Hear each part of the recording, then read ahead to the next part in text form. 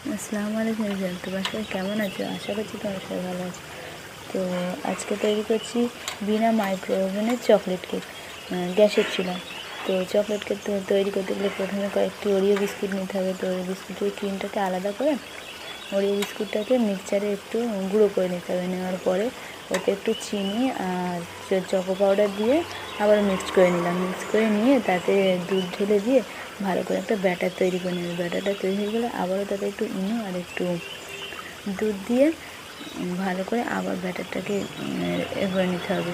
নেওয়ার পরে একটা বাটিতে ঢেলে নিয়ে একটা হাঁড়ির মধ্যে জল দিয়ে একটা স্ট্যান্ড রেখে তার উপরে ব্যাটারের বাটিটা বসিয়ে দিলে 20 থেকে 25 মিনিটের মধ্যে তৈরি আজকে আমাদের চকলেট কেক।